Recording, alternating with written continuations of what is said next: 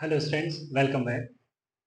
तो last class में बेटा हमने आर्गुमेंट देखा कॉम्प्लेक्स नंबर के लिए और उससे रिलेटेड प्रॉपर्टीज देखी, राइट। और कुछ क्वेश्चन डिस्कस किए। चलिए बेटा, तो आज एक क्वेश्चन का सेशन रख लेते हैं आर्गुमेंट पर।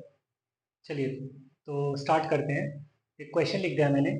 Question is, if z1 z2 and z3 z4 are two pairs of conjugate complex numbers, then the value of argument of z1 by z4 plus argument of z2 by z3 is equal to question mark.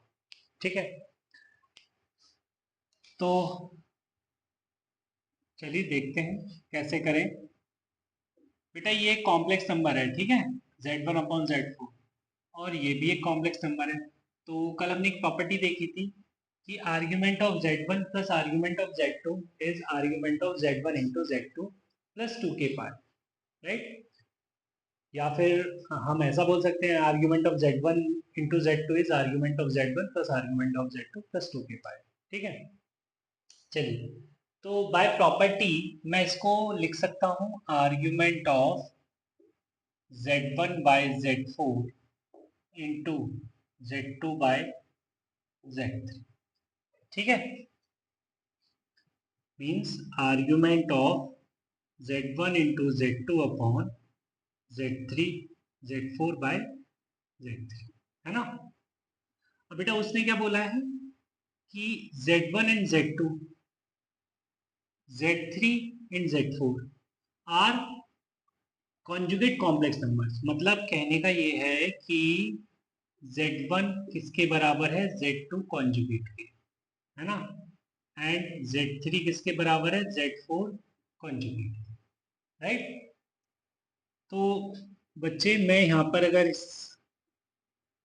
का use करता हूँ तो z1 को लिख सकता हूँ मैं z2 conjugate और z2 एज इट इज है, अपॉन z3 को लिख सकता हूँ z4 कॉन्जुगेट, तो z4 into z4 conjugate, right.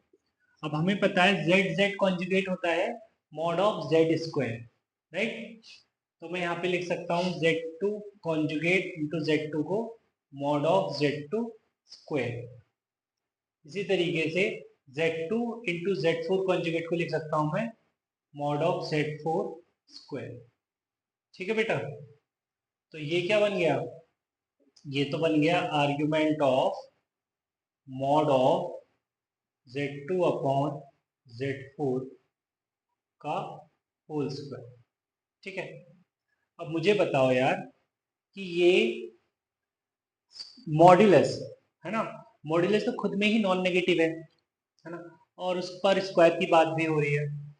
तो अगर मैं बोलूं जीरो, अगर कल को मॉड जीरो हो जाता है ना, z2 अपॉन z4 जीरो हो जाता है, मैं बोल सकता हूं इफ z2 अपॉन z4 का मॉड्यूलस अगर जीरो हो जाता है, इट मीन्स उस केस में argument of z2 by z4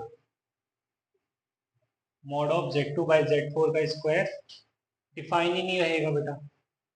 तब तो डिफाइन ही नहीं रहेगा, तब तो डिफाइन ही नहीं होगा, तो अनडिफाइंड बोल देंगे। ओके, बट इफ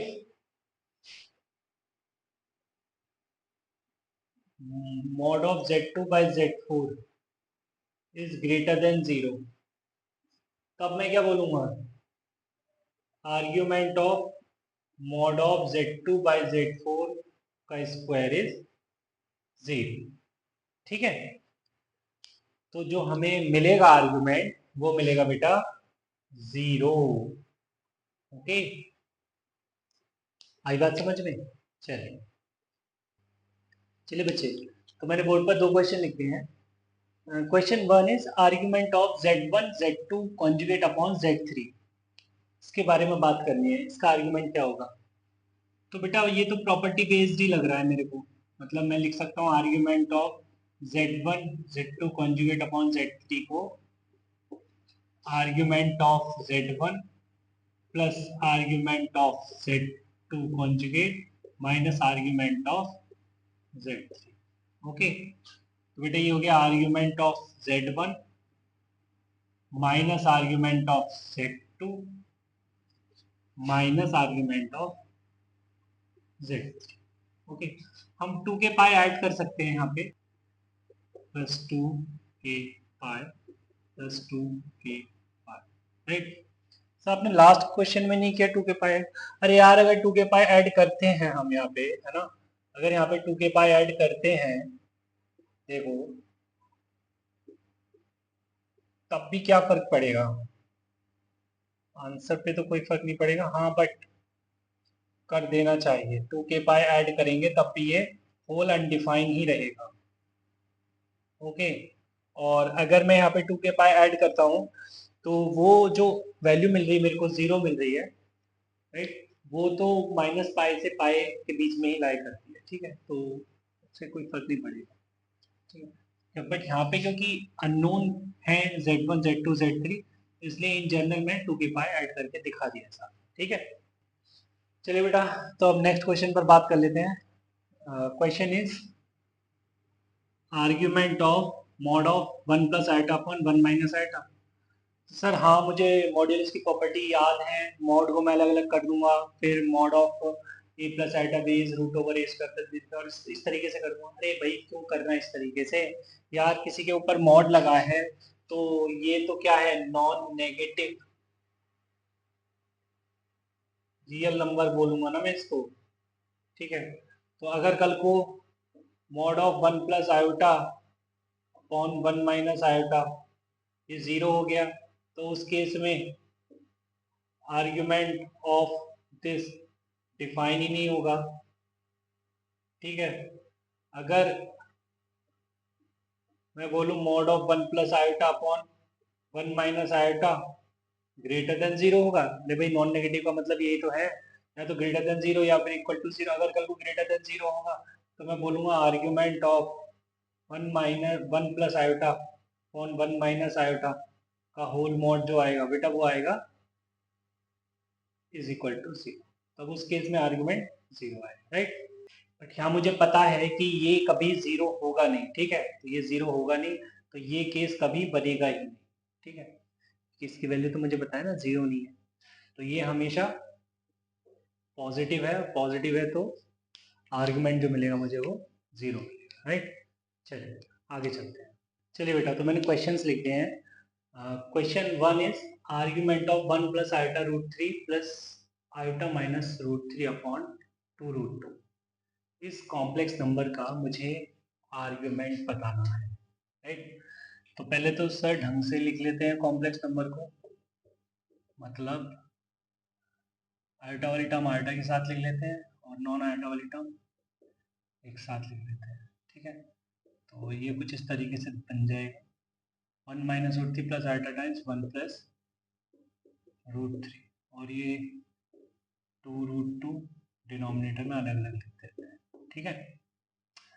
अब देखिए आर्ग्यूमेंट ऑफ z, है ना, अगर मुझे कॉम्प्लेक्स नंबर गिवन है ना, जनरल कॉम्प्लेक्स मतलब जनरल कोई कॉम्प्लेक्स नंबर गिवन नहीं है, तो मैं आर्ग्यूमेंट जो बताता हूँ वो क्वाड्रेंट देखकर बताता हूँ, ठीक है।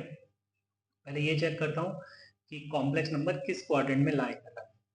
तो जैसे मैं यहाँ पे देख रहा हूँ कि ये जो कॉम्प्लेक्स नंबर है, ये जो कॉम्प्लेक्स नंबर है इसमें रियल पार्ट ये नेगेटिव है, 1 माइनस रूट 3 नेगेटिव तो आता है, और बेटा ये है पॉजिटिव, तो मैं कह सकता हूँ कि implies z lies in second quadrant, z lies in second quadrant। अगर बेटा सेकंड क्वाड्रेंट में z लाई करता है तो बेटा थीटा जो आएगा, मतलब आर्गुमेंट जो आएगा वो आएगा pi minus tan inverse mod y by x, that is 1 plus root 3 upon 2 root 2 on 1 minus root 3 on 2 root 2, right. 2 root 2 से 2 रूट 2 कैंसिल हो गया, means pi minus tan inverse root 3 plus 1 upon root 3 minus 1। बेटा यहाँ पे तो mod ही लगा हुआ है तो कोई दिक्कत ही नहीं है, ऐसा भी लिख देते हैं, है ना। अब अंदर पॉजिटिव बन गया है, पॉजिटिव बन गया है तो मॉड भी हटा सकते हैं। बट ये बताओ मुझे कि tan इनवर्स √3 + 1/√3 - 1 होता कितना है? याद है या भूल गए? √3 + 1/√3 - 1 जो वैल्यू मिलती है मुझे वो 1075 पे मिलती है। आ रही बात समझ में? तो tan इनवर्स ऑफ दिस क्या हो जाएगा? पाई माइनस 5π/12, 5π/12, राइट बच्चे? तो बेटा ये आ गया 7π/12। ये आर्ग्यूमेंट आ गया जिसके बारे में बात कर रहे थे। ठीक है, चलिए नेक्स्ट क्वेश्चन पर आते हैं। Question is argument of this. तो बेटा पहले मुझे देखना होगा कि भाई ये पॉजिटिव है नेगेटिव है। अच्छा बताइए कैसा होगा, ये पॉजिटिव होगा नेगेटिव होगा? तो बच्चे बोल रहे हैं सर ये तो ऑलवेज ही पॉजिटिव होगा, मैं कॉस को देखूंगा भी नहीं। कॉस कुछ भी हो, ठीक है, नेगेटिव हो कॉस या पॉजिटिव हो, फिलहाल 1 ऐड हो रखा है तो ये पॉजिटिव ही होगा। हालांकि मैं जानता हूँ कॉस नेगेटिव है इस केस में, क्योंकि कॉस 6/5 मतलब थर्ड क्वाड्रेंट में एंगल लाई कर रहा है तो कॉस नेगेटिव ही होगा। ठीक है, और क्योंकि थर्ड क्वाड्रेंट में एंगल लाई कर रहा है तो साइन ऑफ 6/5 इज नेगेटिव। तो मैं यहाँ से कह सकता हूँ कि z lies in fourth quadrant. ठीक है बेटा, कौन से क्वाड्रेंट में लाई कर रहा है? z फोर्थ क्वाड्रेंट में लाई कर रहा है। इसका मतलब थीटा जो होगा बेटा वो क्या होगा? -tan inverse mod y/x, that is sin 6π/5 upon 1 plus cos 6π/5, right. तो यहाँ से थीटा क्या दिख रहा है मेरे को? -tan इनवर्स mod ऑफ, इसको बेटा मैं sin 2 थीटा करके अगर देखता हूँ तो ये दिखेगा मुझे 2 sin 3π/5 into cos 3π/5, right, upon 1 plus cos 2 theta को लिखता हूँ मैं 2 cos स्क्वायर थीटा, तो थीटा हो गया 3π/5, राइट। 2 से 2 कैंसिल बच्चे, ये cos से एक cos भी कैंसिल हो गया, तो ये बेटा मिलेगा मेरे को -tan inverse mod of tan 3π/5, right. तो tan 3π/5,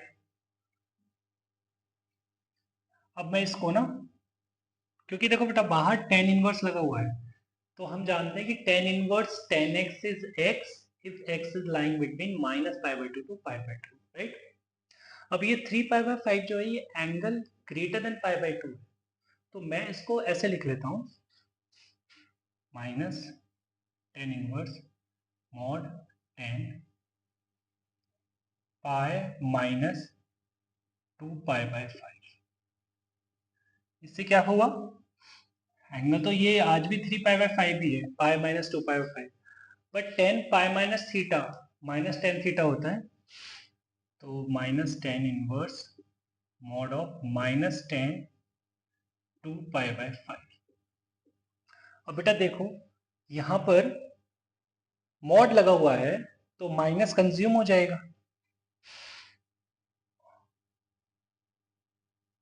तो ये बचेगा mod ऑफ tan 2π/5। अच्छा एक चीज और, क्योंकि tan 2π/5 पॉजिटिव है, क्योंकि 2π/5 अब लेस देन π/2 है, फर्स्ट क्वाड्रेंट में एंगल लाई कर रहा है, तो मॉड हटा भी सकते हैं, कोई दिक्कत नहीं है ना, मॉड हटा भी सकते हैं। अब tan inverse tan x is x if x is lying between -π/2 to π/2 open, और यहाँ पर x जो है वो 2π/5 है जो -π/2 से π/2 के बीच में आ रहा है। ठीक है, तो मैं इसको हटा दूं तो ये बेटा माइनस तो बाहर पहले ही चल रहा है, -2π/5 आपको ये एंगल दिखेगा। ठीक है, मतलब आर्ग्यूमेंट इज -2π/5। चलिए चलिए बेटा मैंने क्वेश्चन लिखा है if mod of z minus iota is equal to 1 and argument of z is equal to pi by 2, then find z. चलिए तो z फाइंड करते हैं। यहाँ पे मैं इस क्वेश्चन को दो तरीके से करने वाला हूँ, ठीक है, ध्यान देना बेटा। तो मेथड 1 इज अपना ऑर्डिनरी मेथड होगा, है ना, कोई दिक्कत वाली बात नहीं है। जैसे हम यहाँ पे z फाइंड करना है हमको, तो मान लेते हैं z जो है वो x प्लस आयोटा वाई है, ठीक है। अच्छा, यहाँ पे इन्होंने दे रखा है mod of z minus iota is equal to 1, तो मैं कह सकता हूँ mod of x plus iota y minus iota is equal to, right.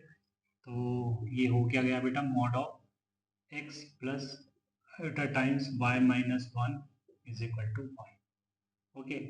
तो मॉड्यूलस जो होता है लिख लेते हैं, root over x square plus y minus 1 का whole square is equal to 1, मतलब x square plus y minus 1 का whole square is equal to 1, right. अच्छा चलिए बेटा, ये इक्वेशन आगे से मान के छोड़ देते हैं। और कोई कंडीशन है? यस, हमें एक्स और वाई फाइंड करना है तो दो इक्वेशन तो देनी दी होंगी ना। हाँ, तो देखो दूसरी इक्वेशन ये है, इससे बन जाएगी argument of z is equal to pi by 2। तो यहाँ पे मैं लिखा also argument of z is equal to pi by 2।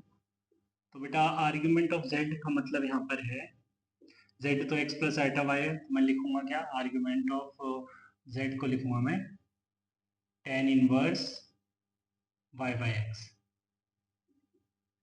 Is equal to pi by 2, ठीक है बेटा। तो y बाई एक्स का मतलब हो गया tan pi by 2, tan pi by 2 not defined है, तो वक्त आने पे मैं क्या बोलता हूँ, कभी कभी हम 1/0 भी लिख लेते हैं। तो क्या पता लग रहा है यहाँ से x इज इक्वल टू 0, ठीक है बेटा। मैं अगर यहाँ रखता हूँ फर्स्ट में, तो ये मेरे को क्या दे देगा, x की जगह 0 रखता हूँ तो y माइनस 1 का whole square is equal to 1, right. तो y minus 1 is equal to plus minus 1, ठीक है। तो y minus 1 is equal to 1 और y minus 1 is equal to minus 1। तो यहाँ से y मिल रहा है मेरे को 2 और यहाँ से y मिल रहा है मेरे को 0, ठीक है। तो कॉम्प्लेक्स नंबर हो गया एक तो 0 प्लस 0 आयोटा और z हो गया और 0 प्लस 2 आयोटा, ठीक है। बट ये वाला है हमारे काम का, ये वाला क्यों, क्योंकि 0 प्लस 0 आयोटा पे argument of z pi by 2 कैसे बन जाएगा, जब पॉइंट कॉम्प्लेक्स नंबर ओरिजिन पे लाई करेगा तो उस केस में नहीं बन सकता है ना, इस केस में बन जाएगा। जैसे अगर मैं इसको, जैसे आप देख रहे हैं कि ये 0 प्लस 2 आयोटा लाई करेगा 0,2, ठीक है, एक्सिस पर लाई कर रहा है ना, तो ऑब्वियस सी बात है ये z है, अगर है तो ये रियल एक्सिस के साथ कितना एंगल बना रहा है, पाई बाई 2 बना रहा है, ठीक है। बट ये तो इस पे तो आर्गुमेंट डिफाइन ही नहीं होता है ओरिजिन, ठीक है। तो ये z आ गया बेटा 0 प्लस 2 आयोटा, ठीक है। तो क्वेश्चन स्टार्ट करने से पहले मैंने क्या बोला था कि पहले तो हम ऑर्डिनरी मेथड से करेंगे। ऑर्डिनरी मेथड से मतलब है कि ऐसा जो कि हम ऑलरेडी इसके बारे में हम जानते हैं पहले से। हाँ, तो मेथड 2 क्या होगा, मेथड 2 बेटा हमारा टाइम सेव करने वाला एक मेथड है, ठीक है। अगर समझ आ जाए तो अच्छी बात है। जैसे पहले मैं तुमको ये बता दूं कि mod of z minus z not is equal to r क्या होता है, इक्वेशन ऑफ सर्कल, है ना। इक्वेशन ऑफ सर्कल को रिप्रेजेंट करता है, मतलब circle that is circle having radius r and center z0, right. मतलब कि अगर मैं एक सर्कल ड्रॉ करूं सेंटर z0 के साथ और जिसका रेडियस r हो, तो ये यहाँ पे z दिखेगा, ठीक है। अब क्वेश्चन पे आ जाओ बेटा, है ना। ये इन्फॉर्मेशन हमको आगे जाके मिलेगी, हम जब ज्योमेट्री ऑफ कॉम्प्लेक्स नंबर पढ़ेंगे, ठीक है। बट अभी क्योंकि क्वेश्चन आ गया था तो बात कर लिया हमने। जैसे यहाँ पे जो क्वेश्चन था हमारे पास वो ये था कि mod of z minus iota is equal to 1। ठीक है, तो अगर मैं z नॉट की बात करूं बेटा, तो z नॉट मेरे को दिख रहा है 0 प्लस आयोटा, राइट। तो यहाँ से मेरे को z नॉट दिख रहा है 0 प्लस आयोटा, कंपेयर करेंगे अगर, एंड रेडियस दिख रही है 1। तो मतलब एक ऐसा सर्कल जिसका सेंटर 0,1 है। ठीक है, 0,1 है, मतलब इमेजिनरी एक्सिस पे लाई कर रहा है उसका सेंटर, और रेडियस भी 1 है। तो बेटा पिक्चर तुम्हारे दिमाग में क्या बन रही है? पिक्चर तो फिर यही बन रही है ना कि ऐसा सर्कल होगा, है ना, जिसका सेंटर 0,1 है और रेडियस भी 1 है, राइट, रेडियस भी 1 है। तो ये कहानी है। ठीक है, अब एक बात बताओ मुझे भाई, हमने कैसे आर्गुमेंट को डिफाइन किया है? आर्गुमेंट ऑफ जेड को डिफाइन किया है हमने कि भाई एक लाइन जो जेड और ओरिजिन को ज्वाइन करती है वो रियल एक्सिस की पॉजिटिव डायरेक्शन से क्या एंगल बना रही है। ठीक है, तो अब देखो बेटा, अगर मैं बात करूं, जैसे मान लो कहीं जेड यहाँ पे है कहीं, मान लो फॉर एग्जाम्पल, तो अगर मैं इसको ओरिजिन से ज्वाइन करता हूँ तो क्या ये एंगल 90 बनेगा? ये तो 90 नहीं दिख रहा मेरे को। तो ये 90 कब दिखेगा? जब z कहीं यहाँ पे लाई कर रहा होगा, z बेटा कहीं यहाँ पे लाई कर रहा होगा। जब z यहाँ पे लाई करेगा तो z को ज्वाइन करेंगे हम ओरिजिन से। ठीक है, अब ये जो एंगल बनेगा, अगर मैं ये जो एंगल बन रहा है, ये ये तुम्हें एंगल 90 दिख रहा है बेटा। तो इसका मतलब z जो है वो तो सेंटर से ये जो लाइन ज्वाइन कर रही है z को ओरिजिन के साथ, ये तो सेंटर से पास कर रही है, मतलब ये तो इमेजिनरी एक्सिस है। और जो सेंटर, जो रेडियस है सर्कल का वो 1 है, तो डायमीटर ये हो गया OZ2, तो मतलब ये हो गया 0,2। ठीक है, तो मैं बोल सकता हूँ फ्रॉम फिगर, है ना, फ्रॉम फिगर जो बेटा z दिख रहा है मेरे को, z दिख रहा है वो दिख रहा है 0+2 आयोटा। ठीक है, राइट। चलिए, तो देखोगे कितना जल्दी इसने आंसर दे दिया। ठीक है, अगर पसंद आया तो रख लो, वरना कोई बात ही नहीं है, वो तो हमारा मेथड है ही। चलिए आगे चलते, चलिए बेटा, तो क्वेश्चन लिख दिया हमने। Question is if mod of z plus 3 minus iota is equal to 4 and argument of z is equal to π/4, find z। ठीक है, तो अगर z फाइंड करने के लिए बोल रहा है उसने अगेन, तो मैं z को क्या एज्यूम करता हूँ, z is equal to x plus iota y। Okay, then जो गिवन है उसके हिसाब से अगर बात करें तो z को x प्लस आयोटा y रख देते हैं, तो ये बन जाएगा mod of x plus iota y plus 3 minus iota is equal to 4, right.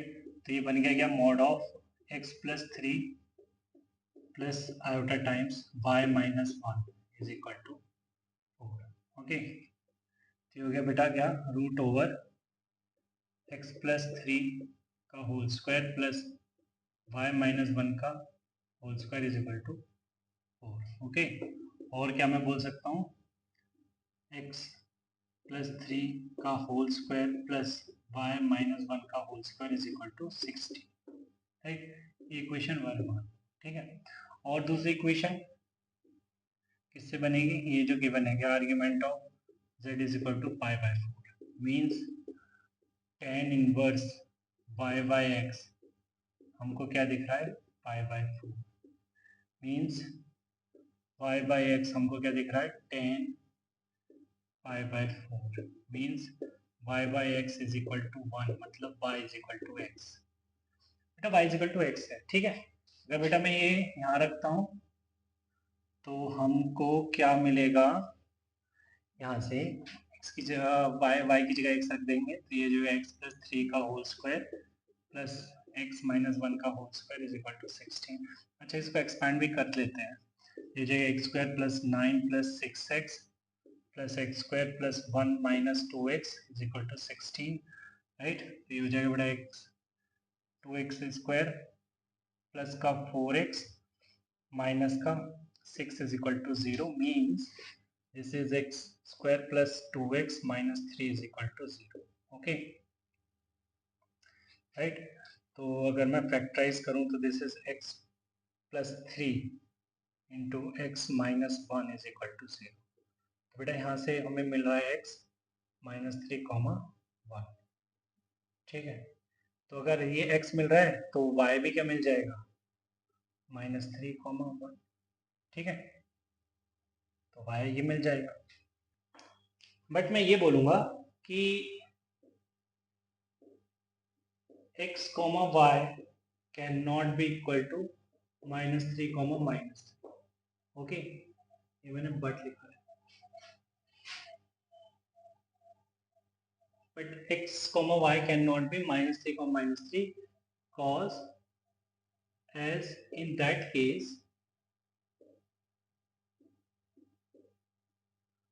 argument of z is not equal to pi by 4, ठीक है बेटा। अब देखो मैं तुम्हें सिचुएशन समझाता हूँ कि क्या हो सकता है। जैसे उसने बोला है कि आर्ग्यूमेंट ऑफ z जो है वो पाई बाय 4 है, मतलब सिंपल कहानी है कि कुछ इस तरीके से है होगी सिचुएशन, है ना बेटा। Argument of z is equal to pi by 4 का मतलब तो ये है कि z को हम ज्वाइन करेंगे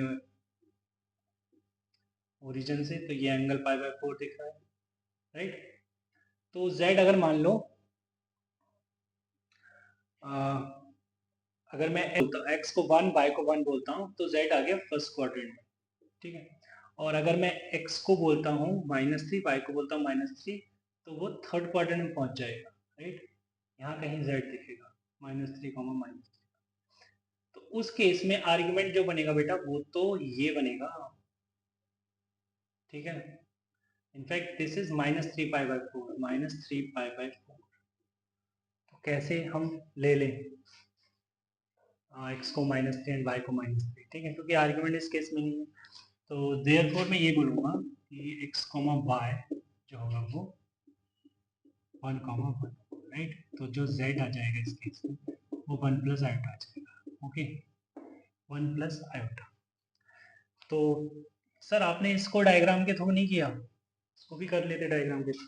चलिए बेटा अगर मान लो मैं डायग्राम बनाता, है ना, डायग्राम बनाता है यहाँ पे एक्चुअल फिगर जो थी क्या गिवन था, है ना।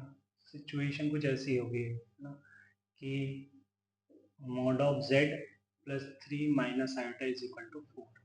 तो अगर इसे z माइनस जेड नॉट करके लिखें तो z minus 3 plus iota, right, इस तरीके से दिखेगा इज इक्वल टू 4। तो यहाँ से बेटा z नॉट क्या दिख रहा है मेरे को,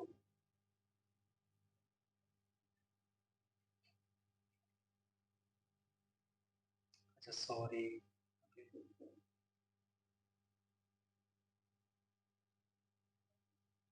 हम माइनस है तो बेटा हम -3 आ जाएगा, ठीक है। तो मेरे को z नॉट दिख रहा है -3 प्लस आयोटा, मतलब अगर मैं इसके कोऑर्डिनेट लिखूँ -3, 1, ठीक है। And radius is equal to 4, right. तो अगर एक सर्कल ड्रॉ करता हूँ मैं सेंटर -3, 0 और रेडियस 4 के साथ, तो वो कुछ इस तरीके से दिखेगा, ठीक है। -3, 1 ये आपका सेंटर हो गया और रेडियस हो गई 4, ठीक है। तो बेटा अब z जो है इसको भी सेटिस्फाई करेगी, भी सर्कल पे भी लाई करेगा, और साथ में आर्गुमेंट ऑफ z क्या होना चाहिए, पाई बाय 4। तो मतलब z x का मतलब ये कहीं होगा अगर ये पाई बाय 4 है तो, है ना। ये अगर पाई बाय 4 है ये एंगल, तो z इस पर ही होगा, क्योंकि इस केस में सर्कल पर भी लाई कर रहा है और आर्गुमेंट जो है वो भी पाई बाय 4 है, ठीक है। तो यार देखो अब मैं इस डायग्राम को देख के एग्जैक्टली ये पॉइंट क्या है ये नहीं बता सकता, ठीक है। ये तो मैं बता सकता हूँ कि अगर ये y is equal to pi by 4, ये line y is equal to x की ही होगी, है ना। ये y is equal to x, in fact ये लाइन ही, ये तो एक रे है, राइट। तो ये रे है, तो ये y इक्वल टू एक्स के लिए होगी, बट किस सर्कल की इक्वेशन मुझे लिखनी पड़ेगी कार्टेशियन प्लेन में, ठीक है। मतलब एक कार्टेशियन कोऑर्डिनेट मुझे सिस्टम में मुझे दिखाना होगा इक्वेशन ऑफ सर्कल, तब जाके मैं कोऑर्डिनेट्स बता पाऊंगा, ठीक है। तो सिर्फ डायग्राम देख के मैं कोऑर्डिनेट्स बता नहीं पाऊंगा, ठीक है। चलिए, तो इसलिए मैंने यहाँ पर सिर्फ एक ही मेथड से इसे काम को किया, बट हाँ इम्पॉर्टेंट है डायग्राम, तो डायग्राम एक बार आप भी लोग भी बना लेना, ठीक है। Real axis, imaginary axis. अच्छा, एक चीज हम और जाने यहाँ पर, देखो यहाँ पे ना ये फेल हो गया, ये इधर नहीं जा सका, है ना। इधर जाएगा तो ये क्या बन जाएगा, ये एंगल डिफरेंट हो जाएगा। तो इससे मैं ये भी कंक्लूड कर गया कि आर्ग्यूमेंट ऑफ जेड अगर पाई बाय 4 है तो ये किसको रिप्रेजेंट करता है, रिप्रेजेंट्स अ रे, तो रे को रिप्रेजेंट करता है, ठीक है। तो आज तो यहाँ पे लिखा है argument of z is equal to pi by 4, कल को ये भी तो लिखा हो सकता है argument of z minus z1 is equal to some theta, ठीक है। तो मैं यहाँ पे ये बात लिख देता हूँ कि argument of z minus z1 is equal to theta हो, तो मैं कह सकता हूँ locus of z is a ray, ठीक है। इस बात को भी हम समझ लेते हैं अच्छे से। चलिए बेटा, तो आगे चलते हैं। चलिए बेटा, तो मैंने एक क्वेश्चन लिखा है, question is if argument of z omega is equal to pi and z conjugate plus iota omega conjugate is equal to 0, then argument of z is equal to what? Argument of z की बात करनी है हमको, जबकि हमको ये दो equation given है, ठीक बेटा। तो एक बार हम फिर से आर्ग्यूमेंट की प्रॉपर्टी पर आएंगे। चलिए, तो यहाँ पे इन्होंने बोला है कि भाई argument of z into omega pi है, ठीक है। तो मैं कह सकता हूँ कि argument of z plus argument of omega is equal to pi, है ना। इक्वेशन 1 मान लेते हैं इसको। Also z conjugate plus iota omega conjugate is equal to 0 है, ठीक है। इसके अंदर भी मैं चाहता हूँ बेटा आर्ग्यूमेंट के अंदर एक इक्वेशन बन जाए। अरे दो इक्वेशन हो जाएंगी तो सॉल्व हो जाएगा यार। तो आर्ग्यूमेंट लेने से पहले मैं इसको लिख देता हूँ z conjugate is equal to minus iota omega conjugate, ऐसा लिख सकते हैं। अब दोनों तरफ अगर ये दो कॉम्प्लेक्स नंबर में कह रहा हूँ इक्वल है, तो एक आर्ग्यूमेंट इक्वल होंगे ना, इसका मतलब argument of z conjugate is equal to argument of minus iota omega conjugate, है ना। इसका मतलब बेटा argument of z conjugate is minus argument of z, है ना, बाय प्रॉपर्टी। एंड इसको मैं लिख सकता हूँ argument of minus iota plus argument of omega conjugate, ठीक है। तो minus argument of z is equal to argument of minus iota, मतलब minus iota negative imaginary axis पे होता है, ठीक है। तो वो तो माइनस पाई बाई 2 दे देगा, तो माइनस पाई बाई 2 और minus argument of omega, right. तो मैं कह सकता हूँ argument of omega minus argument of z is equal to minus pi by 2 आ गया बेटा, ठीक है। तो ये इक्वेशन सेकंड हो गई। अगर मैं 1 प्लस 2 कर दूँ, दोनों इक्वेशन को ऐड कर दूँ, तो यहाँ पे देख रहे हो argument of z cancel out हो जाएंगे, तो तुम्हें क्या मिल जाएगा, 2 argument of omega is equal to pi minus pi by 2 pi by 2। तो बेटा मतलब आर्ग्यूमेंट ऑफ ओमेगा कितना आ गया, पाई बाय 4, राइट। अगर मैं इक्वेशन 1 में इसको पुट कर दूं, पुट इन 1, ठीक है, तो यहाँ पे क्या दिखेगा मुझे, argument of z plus argument of omega की जगह पाई बाय 4 है, तो pi by 4 is equal to pi, तो आर्ग्यूमेंट ऑफ z मेरे को दिखेगा 3 पाई बाय 4, ठीक है, राइट। चलिए, तो 3π/4 आ गया आर्ग्यूमेंट ऑफ z, यही तो पूछा गया था, हो गया। आगे चलते हैं। चलिए बेटा, तो क्वेश्चन लिख दिया है। Question is locus of argument of z -2 -3 iota is equal to π/3 is equal to what, मतलब लोकस बताना है क्वेश्चन के अंदर। तो इधर देखिए, ये कुछ ऐसे लिखा हुआ है, argument of z minus of 2 + 3 iota is equal to π/3। अभी अभी हमने लास्ट क्वेश्चन में हमने लिखा था argument of z minus z1 is equal to, अगर थीटा गिवन है तो लोकस रे होगा। ठीक है, जैसे मैं देखता हूं ना कि भाई argument of z is equal to, अगर तुम सम थीटा बोलते हो, ठीक है, तो लोकस रे था, राइट। तो यहाँ पर भी एक पॉइंट दिया है मुझे, 0 0 ना देके क्या बोला है, 2,3। तो 2,3 एक पॉइंट है, तो कॉम्प्लेक्स नंबर है ना 2 + 3 आइटा, तो उसके कॉरस्पॉन्डिंग पॉइंट मैंने लगाया आर्गन प्लेन में 2,3। इससे बात हो रही है किसके लिए, z के लिए, राइट। तो मतलब ये जो लाइन है PZ, ये रियल एक्सिस की पॉजिटिव डायरेक्शन से कितना एंगल बना रही है, π/3। मतलब ये एंगल कितना बन रहा है, π/3।